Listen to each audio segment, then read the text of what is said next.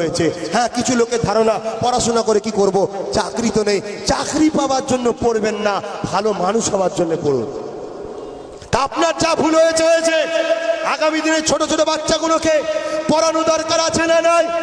আপনি যদি ব্যস্ত থাকেন, দায়িত্ব না নিতে পারেন, আপনি তো আমার ভাই, তাহলে আপনার সন্তান তো আমার ভাইপো। আমি আব্বাস সিদ্দিকী আমার ভাইপোর দায়িত্ব নিতে রাজি আছি। আপনারা দিতে রাজি আছেন?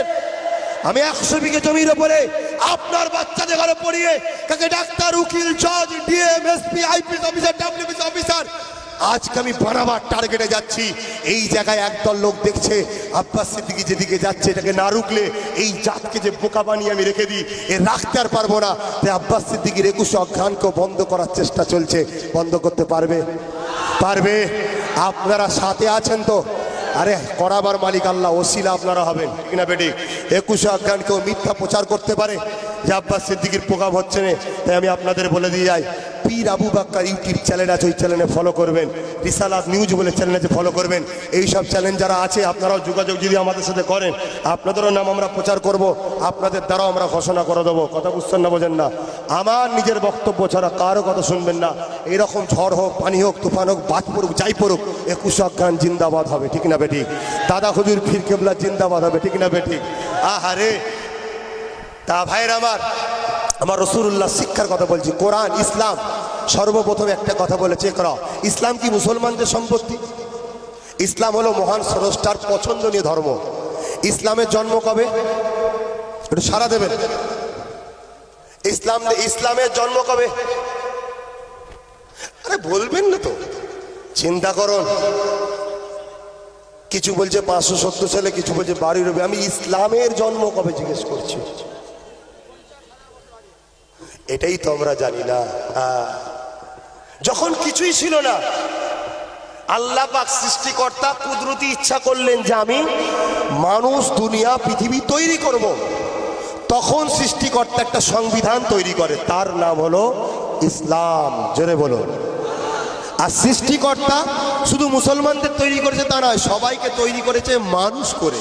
হিন্দু মানুষ, খ্রিস্টান মানুষ, নাসারা মানুষ, জৈন মানুষ, বৌদ্ধ মানুষ, মুসলমান মানুষ, সবাইকে মানুষ করেছে।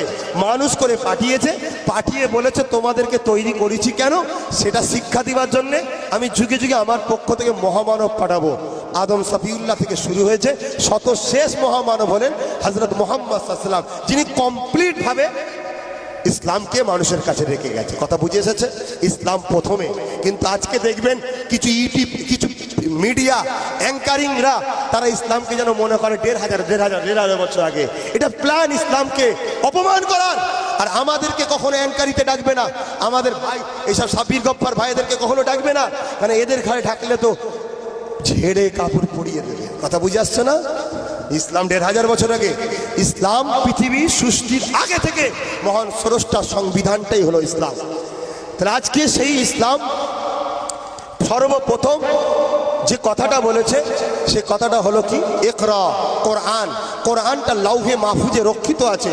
যখন কিছুই ছিল না, তখন ওই কোরআন মহান স্রষ্টার বাণী। সেই কোরআনটা একের পর এক অবতীর্ণ হয়েছে মুহাম্মদ জানের রহমতের উপরে। সেই কোরআনের মধ্যে কি আছে? প্রথমে ইকরা, পড়ো। তাহলে পড়ার গুরুত্ব ইসলাম সর্বপ্রথম দিয়েছে না, তাই না? আজকে আরএসএস এর লোকেরা যদি পড়তো, তাহলে এদেশে বিভাজন হতো না। আজকে যারা ইসলামের বিরোধী করে যদি পড়তো, বিভাজন হতো না। আজকে আমরা অন্য ধর্মের বিরুদ্ধে বলিনি কেন? আমরা পড়েছি যে কারো ভালোবাসায় আঘাত দিতে নেই, তাই তো বিভাজন হয় না। কথা বুঝছেন? তোমাদের পড়া দরকার আছে না নাই? পড়তে হবে। তাই আব্বাস সিদ্দিকী চেষ্টা করছে। শুনুন, বদরে একটা লড়াই হয়েছিল, হক না হকের লড়াই। 313 জনকে মারার জন্য 1000 লোক সুসজ্জিত যোদ্ধা তরোয়াল নিয়ে 400 কিলোমিটার দূরে আগিয়েছে, গায়ের জুয়ারিদেরকে মারতে এসেছে। আজকে বলুন তো দেখি, কেউ যদি উত্তর 24 পরগনা থেকে আপনার ভাঙড়ে, আপনার গ্রামে ঢুকে মারার জন্য 1000 লোক নিয়ে আসে, আপনি কি বলবেন মারো? জবাব দেওয়ার দরকার আছে না নাই? জবাব দেওয়াটাই হলো মানবতা। জবাব দিতে আমার সংবিধানও বলেছে। আজকে পাকিস্তান যদি আমার দেশের দিল্লিতে ঢুকে গায়ের জুয়ারি দেখে, আরে আমার দেশের প্রশাসন কি করবে জানি না। আমরা দেশবাসী তাদের জবাব দেওয়া দরকার আছে না নয়? কারণ এ ভারত আমাদের আমাদের আমাদের দেশকে ভালোবাসা মুস্তাফা জানের রহমতের সুন্নত। আমরা দেশকে ভালোবাসতে জানি, তাই তো দিল্লির বুকে 60,000 হাফেজে কোরআন ব্রিটিশদের বিরুদ্ধে লড়াই করে গলায় ফাঁসির ফান্দা ঝুলিয়ে দিয়েছিল। এইসব বক্তব্যগুলো আব্বাস সিদ্দিকী দিচ্ছে বলেই তো আজ আব্বাস সিদ্দিকীর আশার বাধা রুকা হচ্ছে।